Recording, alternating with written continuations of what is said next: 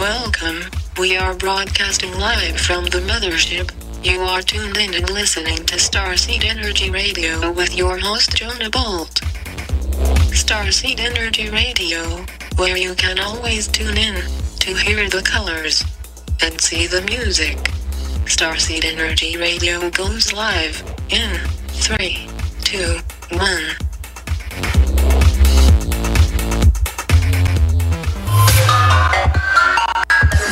Don't let it end, just let it begin. Squeeze some more.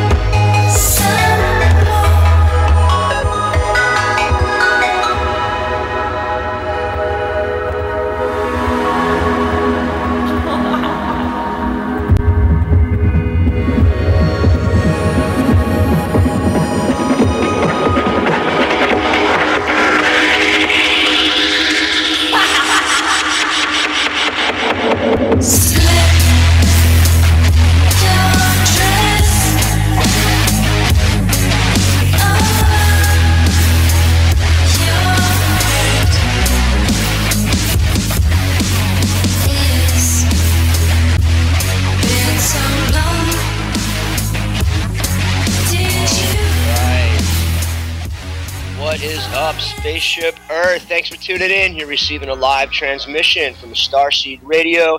It is time to hear the colors and see the music. I'm your host, Jonah Bolt. Today is Wednesday, October 1st, 2014. We're in the last quarter of the year. Time is flying, and as you get older, it moves even quicker. Joining me on the show today, we have Ryan Dernick going over some latest news and updates, and we also have Edward Twitchell Hall III coming on, one of the original Occupy Wall Street organizers. He now does the I Don't Know More campaign. He does a lot with the Native American Indians. So we're going to get some updates also on Flood Wall Street, which just went down. Amazing, over 400,000 people gathered in Manhattan. And we see these protests, these Occupy protests all over. So we're going to talk a bit about that. And we'll also try to take some callers. If you have any callers, the station number is 800-313-9443. With Ryan, we're going to talk a little bit about Yellowstone, about the animal decline, talk about the Oklahoma, the beheading, the whole thing that's got going on over there, and some solar activities popping off. So we'll cover all that with you today. And we're going to touch a little bit on China. First, I just want to go over a couple articles that I found. And this article, I am so happy to announce for all the Back to the Future lovers out there, the movie Back to the Future, hoverboards are here and they are real.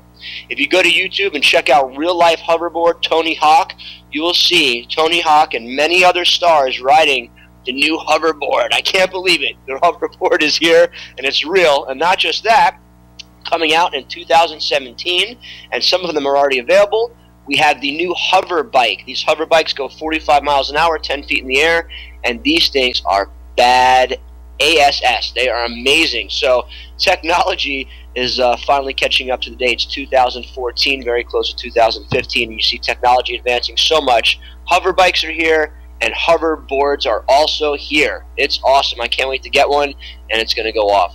Also, another story we're going to touch on Ryan is the animal decline. Big article that came out today about the animal decline. More than 40% of animals species have been declined.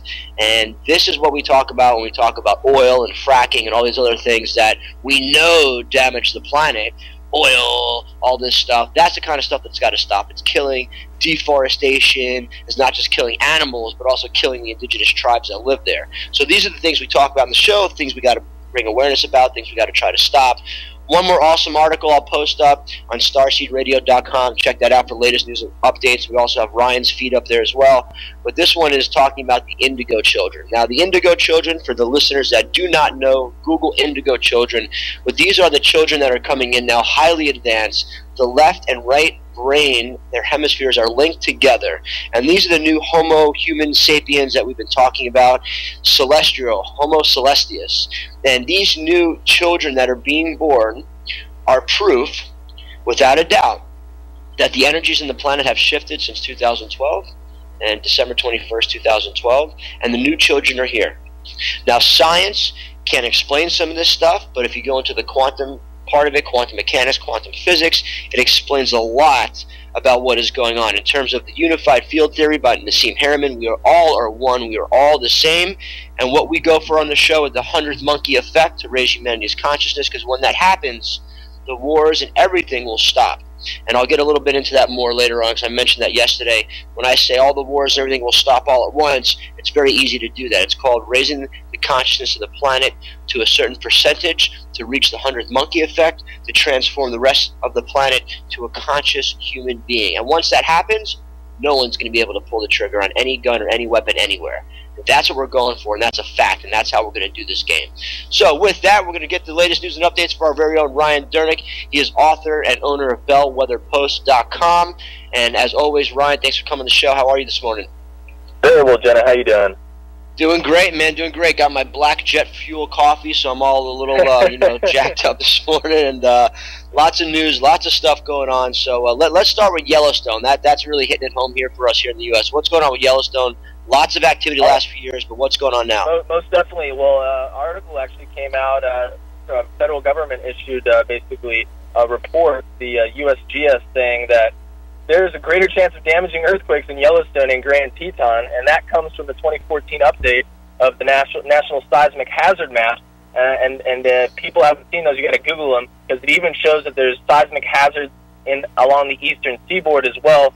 But back to Yellowstone, millions of visitors come there year-round to just witness the glory that is Yellowstone, and see the hot springs and the geyser and everything. And I mean, I've been there before, but now the U.S. Geological Survey reports and reveals that Yellowstone's Grand Teton area is even more likely to have hazardous earthquakes than previously thought. And this is partly due to the fact that after satellite surveillance, they realized that the magma chamber was 2 times the size of what they initially thought under Yellowstone. And wow. that being said, with that, the more magma and more shifting under the ground is basically revealing that there's more of a likelihood of larger earthquakes than they previously thought, because they thought, again, the magma chamber was smaller previously than it was below Yellowstone. Wow. So that's something to keep in mind. And as we've said previously, the whole Ring of Fire is all activating. There's a lot of seismic activity. Hawaii, the Aleutian Arc off Alaska. There's been a couple earthquakes in Oregon today. There was a couple 3.0s. There was a 3.9 in Nevada. So there's definitely a seismic uptick. And again, solar activity. There was a scientist in the Philippines who actually saw correlations between solar mass ejections that are directed toward Earth and how they affect the magmatics under the ground, under the crust. And there's a direct correlation between solar activity and a delay with increase in earthquake. And right now, as it's stating, as it's been for the last couple of days, it's been very quiet this week, and solar activity overall has been low. But there are those 5 sunspots that I alluded to yesterday. And and they're big. I saw the graphs on that. Those are big, and people need to be aware of this stuff, because as the solar flares hit, the grid goes off, energy goes off. You need to have food supplies, things like that. So it's just like a hurricane. When you hear a hurricane's coming, and it's going to hit Florida, what are you going to do? You go get supplies. So be aware of solar flares, because if a big solar flare hits, it's going to be a lot worse than a hurricane. And keep in mind, if it was a direct X-class flare like the one in the 1800s, in the late 1800s, that it would literally fry everything. So no one's going to the bank, because we're basically a paperless, a cashless society. No iPhones? So you're not going to go to... Don't tell me I can't use my iPhone. Oh boy. No more iPhone. Uh-oh. Watch out now. Yep, you can't go and check out Waste of Time Facebook and all the other social platforms that people like to Tinder. track. I can't Tinder? I won't be able to Tinder? You can't Tinder anymore. Oh, I'm God. sorry. And then on to other things. The CDC, as we were talking about yesterday, there was that one case that was possibly Ebola. Well, it was confirmed yesterday evening in Texas.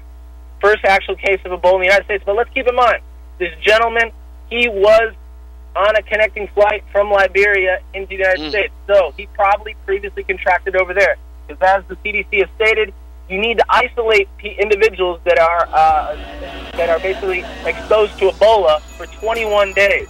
Absolutely. Ryan, hold on right there. We'll talk more about this when we get back. Quick commercial break about the Ebola outbreak. We talked about it yesterday, and we got to definitely contain this and get a handle on it for sure. So hold on right there. Quick commercial break. Here's some more DJ Gone. We'll be right back.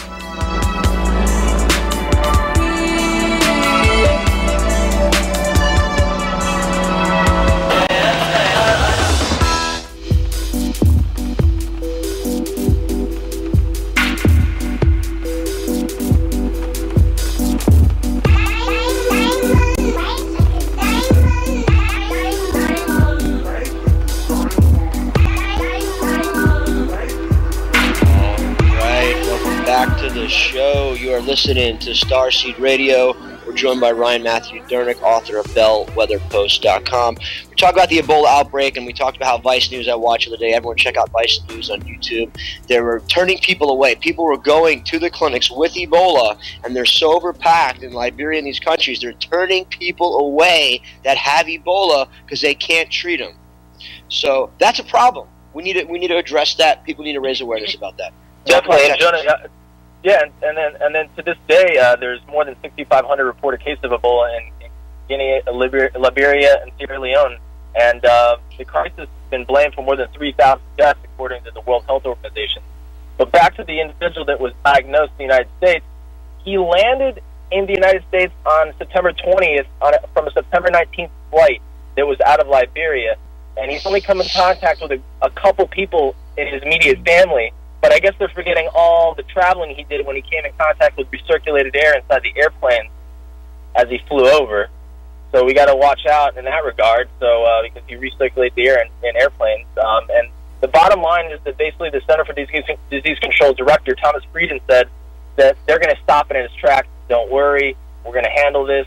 But then this comes on the heels of yesterday. You have the director of allergies and disease prevention saying the total opposite, that we're not doing enough to handle and to contain the Ebola outbreak, and it's just a very alarming and still developing situation. But on to other news that I didn't cover, but it happened over last weekend. As you know, the man was charged with a beheading in Oklahoma. He said he was part of ISIS. It turns out he was just some thug gentleman that after the fact enforcement said the gentleman should have been incarcerated longer because he had previous charges in other instances totally aside from what occurred, and he was just recently charged with murder, beheading, the first-degree murder, beheading of a coworker, and they tried to intertwine, well, it was racially charged. It doesn't matter. You don't behead an individual because you have a qualm with the racial epithet that they say. No, you don't take someone else's life, so that's just absolutely outrageous. And another news is that the ongoing Hong Kong protests are going on, pushing for democracy. And let's keep in mind these are predominantly youth protests that are going on. Educated youth. Does it sound familiar? Occupy. Educated youth being slighted, seeing the writing on the wall, and trying to make a stand and trying to get what is rightfully deserved. And because when Britain gave up Hong Kong, there was an ultimatum. You cannot allow anyone that is not a national to be elected, and that they contradicted that, and that is what the big stigma is over in Hong Kong right now. Is the protests are swelling, and it's a national day in China right now, October 1st. So these protests are only going to increase in fervor, and the leaders threaten to occupy government. Basically, the leaders of these protests threaten to occupy government buildings. So this movement is definitely taking hold. Whether it's going to create a social change in China as yet it remains to be seen. But some analysts are showing parallels. What you're seeing right now in China, in Hong Kong, what you saw in Egypt with Mubarak.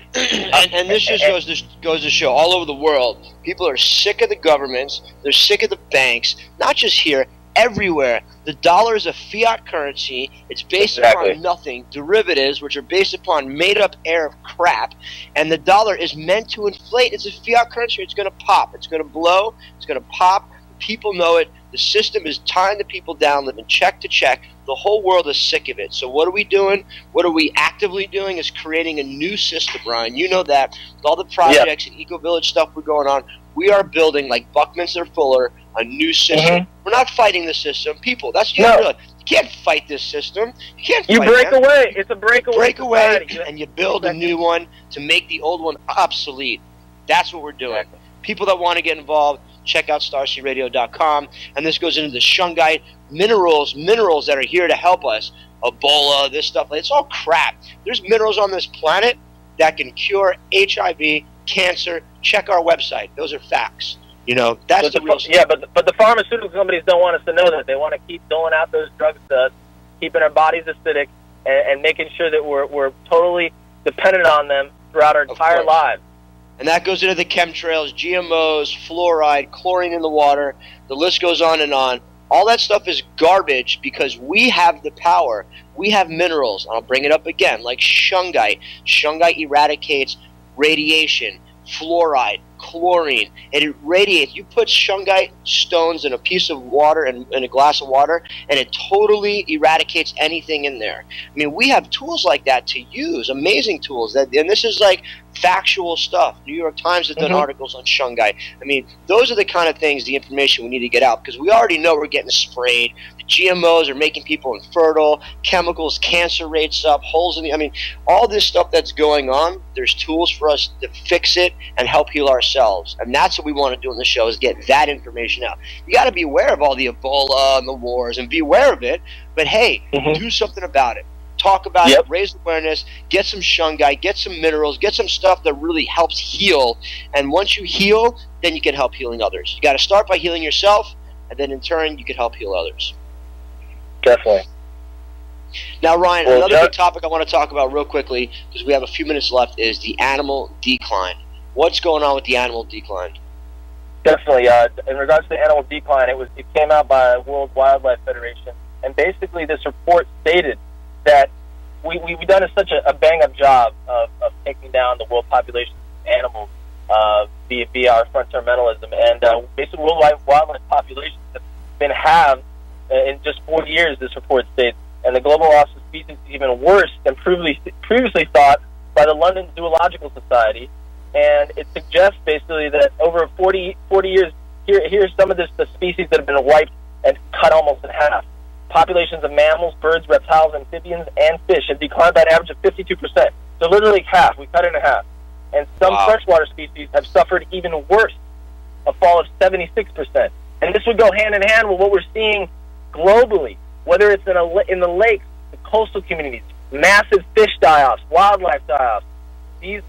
There's correlations most likely between the geoengineering and just the fact that we're anthropogenically, human effect, changing the environment, that we encroach on natural ecosystems and alter them. It's not rocket science. It's natural. If you encroach on another ecosystem, you will alter that ecosystem because you are a variable. Humans are a variable in a larger equation. I'm not saying that. I'm not trying to go alongside with the eugenics platform that certain constituents like the Bill and Melinda Gates Foundation say we need to lower the population and do these nice PowerPoints saying we need to take out the human aspect and lower that. Oh, you mean Mr. Bill Gates, Mr. Nice Bill Gates is into eugenics? I thought he's a nice man, and he donates money to help people, Ryan. Bill Gates he's not a monster like that. No. Go get your Xbox One, okay? Go play a game. Yeah.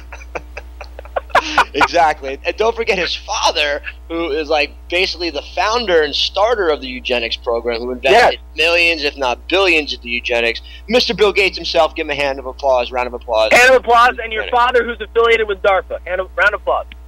Oh, yeah, don't forget his father, of course, with DARPA and how it's all tied into the elite, the Bilderbergs. It's all tied in, people. That's what we're trying to get at. We're laughing because it's the craziness of how insane the world really is. Don't get fearful of it. Be aware of it and open your mouth and raise awareness. It's the only way this crap is going to stop. Yeah, with consciousness comes power, and as Mahatma Gandhi said, you got to be the change that you want to see. Okay? You have to be change. You have to. All right, Ryan, that's it. We're out of time for this segment. Again, thanks for the top news and updates of the day. And for all the listeners out there, check out Ryan's website, bellwetherpost.com. He's got amazing followers, amazing articles. You can also check out starseedradio.com for some news and updates. Always, we got the feeds going on off there. And check out Shungite, man. Shungite's where it's off. Where it's at. I'm going to talk about it every show. Shungite it up, starseedtechnologies.com. We're going to hear some more DJ Gong, and we'll be right back with Edward Twitchell Hall III. Ryan, have an amazing day, brother. We'll talk to you soon. You too.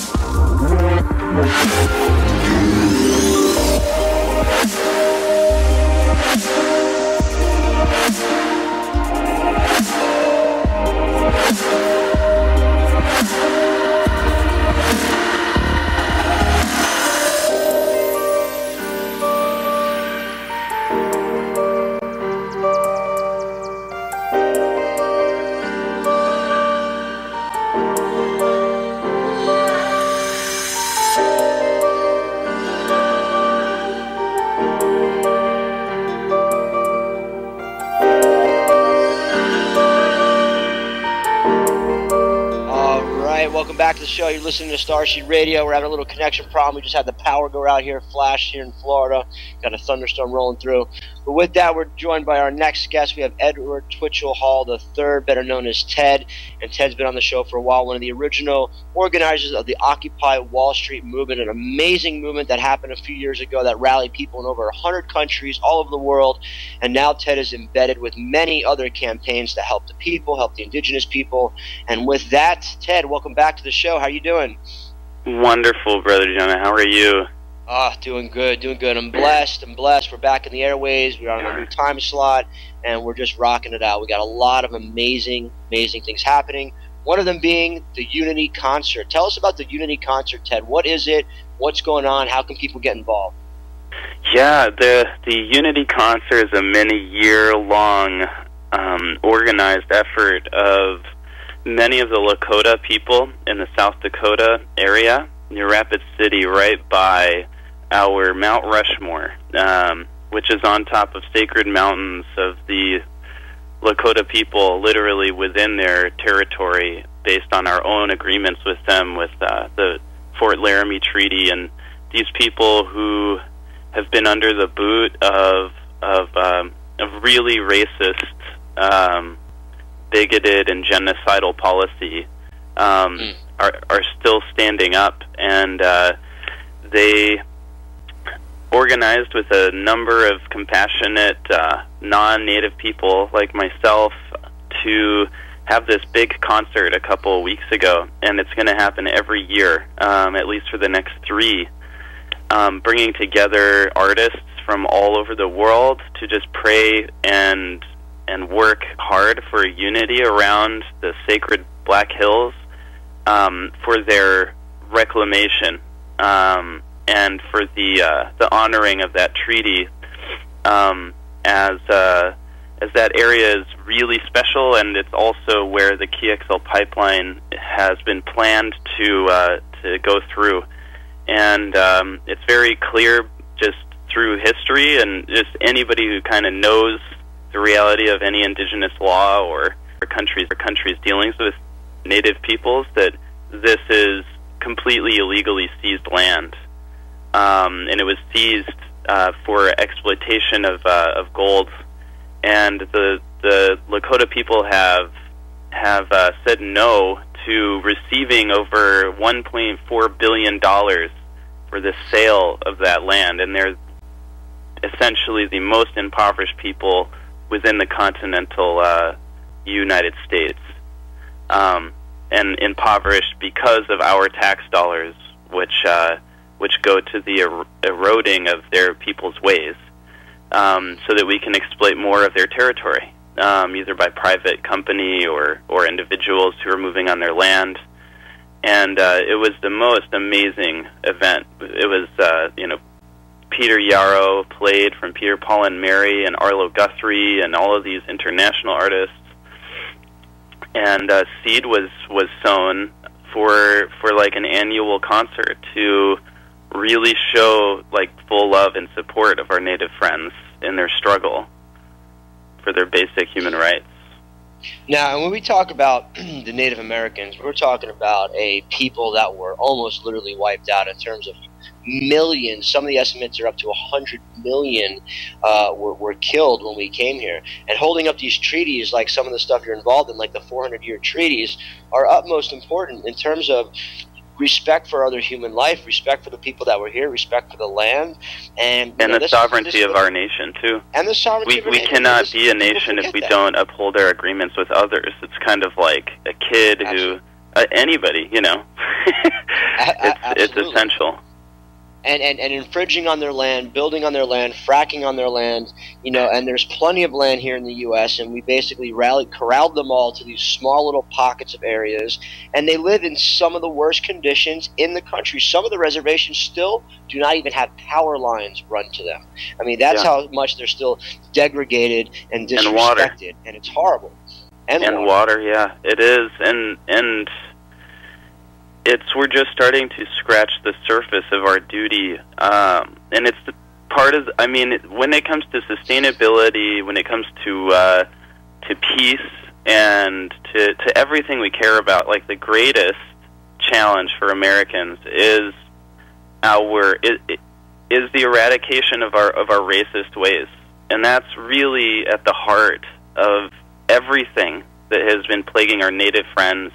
It's at the heart of why we're exploiting other people in any space, any land. It's at the heart of why we have conflict. And so now it's in our home, you know, and it's Americans have to really deal with the fact that there are others who literally, their logic on this is, oh, these natives can choose a different way. Like, if they don't like the reservations, they can leave. And that's literally the type of mentality that is the front line of peacemaking, you know, is really educating our fellow Americans, especially white Americans, of this fear that we've been taught. And it's killer. It's murderous. And it's a lot of healing. It's going to take many generations, but it's really important that we focus on that as Americans for sustainability and for peace. Is right here at home. And you work a lot and dealing with the Native Americans, and I have too the last few years. I've been living in Asheville the last 4 years. Now I'm in Costa Rica here, but you know, going out to the Cherokee, and one of my projects that I want to do and still are pushing to do is to build a self-sustainable, off-grid, fully, you know, top-of-the-line food producing, water treatment, you know, facility for the Native Americans in their own land, in their own style of yurts or domes, whatever they want to do. Because if anyone deserves the newest technology and the newest food production and the newest, you know, clearing of water, it's the Native Americans, because they still, some of them don't even have that on their reservations. And when you're talking about the Native Americans, you're talking about people that respect the earth, that are in tune with the planet, that know the ancient secret knowledge that we all came from the stars. I mean, you're talking about people that really live by their means of respect for everyone on the planet, and yet the materialistic, you know, egocentrical humans, we can't have them here. It's like it's the total opposite of what should be is going on, Ted. You know what I'm saying? Yeah, it's like the most un-American thing that people could do, and the most American thing we could do is, and we have to be really self-reflective in that. Because there's after 3 generations within my family working with natives, it is with native peoples, and my sister being a native of the Laguna and the Hopi. There's we can only look at what is left of our attempt to try to fix the slavery within our country and the racism against African Americans. And we know that we've made huge mistakes, and we're really hardly out of it.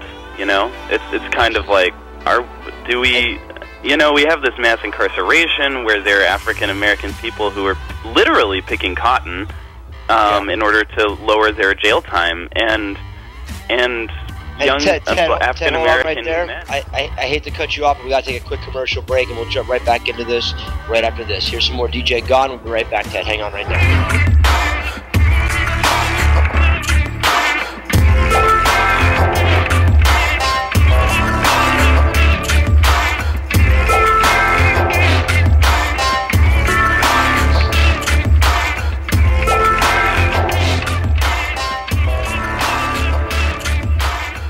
Alright, welcome back to the show. You're listening to Starseed Radio. We're joined by Edward Twitchell Hall III. For all the listeners out there, check out starseedradio.com. We got some amazing news and updates always. And we're talking about the Unity concert, Ted, and going to the Black Hills and Lakota Indians, and how important it is to respect the treaties, respect the people, respect the land, because as we just talked about before, more than 40% of species have gone down. You know, I mean, we're literally killing the planet, and yeah, the planet's going to be here for a long time, but we are helping to do that. And not just that, we've been killing people. Like, deforestation is killing the indigenous people that live there because their homes are there.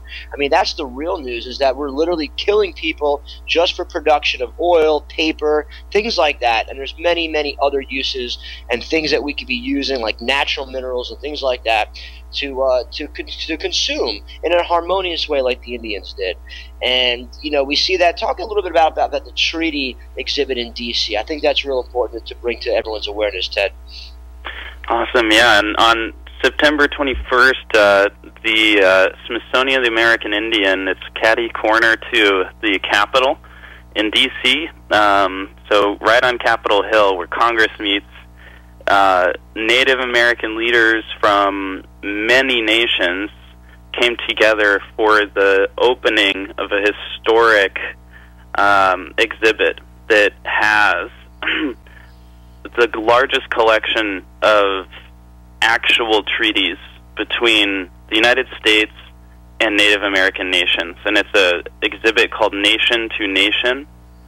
It's going to run for 2 years. And one of my friends, Hickory Edwards, who is an Onondaga, who's the nephew of one of the chiefs of the Onondaga Nation, a nation which directly inspired the Founding Fathers to consult about a unified set of colonies, and to work together and to found a constitutional democracy.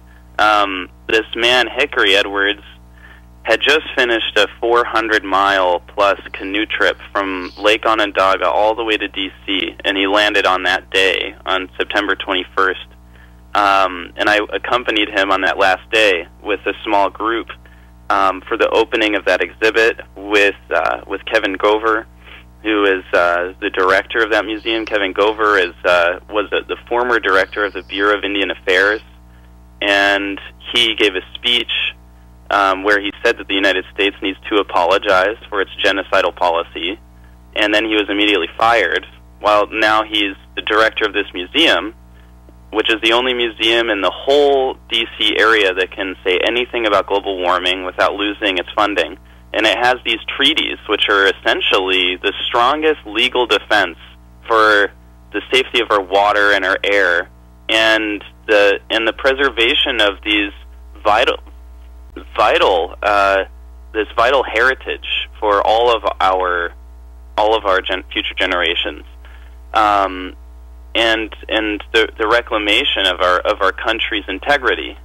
So these treaties, such as the Treaty of Canandaigua, has the signatories, our George Washington's signature on it, with all of these other delegates from all these other colonies, stating the nation-to-nation relationship with the Onondaga and the Iroquois Confederacy, and it's so enlightening. I mean, this exhibit is beyond belief. And let's just take a little side note here, talking about this, and when we're talking about George Washington and a lot of these founding fathers, the reality of it is what they founded were corporations. Virginia, the first state, was a corp. It's Virginia Inc. These founding fathers were also, a lot of them, Freemasons. So we're talking about people that the natives, dealing with honestly and openly, we're dealing with Masonic people. That what do? They hold all the secrets. That they think they're so cool, and they got all the big secrets, So we're dealing with people that are they were dealing with people that obviously lie, withhold information. We're really forming a company as a corporation. The U.S. Postal Service, not part of the U.S. government. The Federal Reserve, not part of the U.S. government. It's a big scheme of things that are really going on. And the natives were very trusting, very open. Aren't used to lying and deceiving like the good old, founding fathers in terms of, their Masonic backgrounds and things like that. And that's the reality of it, is they were dealing with people that were really founding and had ulterior motives to what they were founding here in the U.S., which was not an open, free trading in land and they're just signing treaties, but they had their own ulterior motives. And that's what you see today, corporatism, materialism. I mean, they grew that out of withholding the real information and withholding the real treaties that they should have been upholding, because the lands wouldn't be in such disarray if they really did. So, it's very complex too. It's in that fraternity type of culture which we've had. We've really this paternalistic fraternity type of way of governance. It's really at the root of a lot of that. Yes. And at the same time, George Washington, I mean, in all of his letters, his personal letters to his wife, they're just long tirades of deep anxiety about the fact that the treaties which he undertook the negotiations for, that created the peace necessary for us to have a decolonized free group. I mean, there was a lot of stuff going on, but the formation of the United States was the beginning of a step in human development. And it was only with natives that we could succeed. And I sat in a sweat ceremony with Tom Cook, who's both of our ancestors probably were fighting the Revolutionary War together. Tom Cook is a Mohawk, and his great-great-great-great-grandfather was the general of the Mohawks who fought with the revolutionaries for the first victory, and that was over in Stony Point.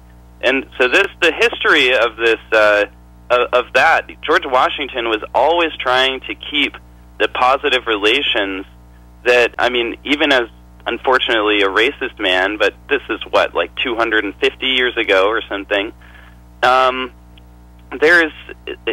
he couldn't keep up these treaties because our country has this really sick affection with anarchy.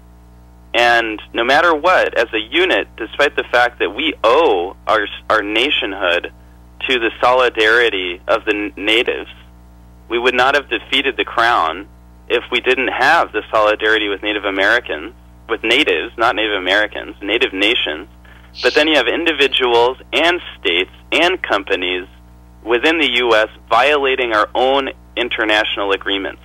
And it's this anarchy that George Washington tried to stop, and the only way he could was by creating a centralized federal government, and it failed.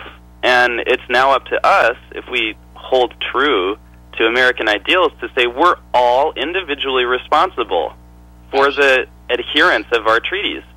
Every single one of us is a diplomat, and every single one of us should carry ourselves with that type of maturity and respect for especially our native brothers and sisters who deserve to be treated as citizens of their own country, not as prisoners of war within ours.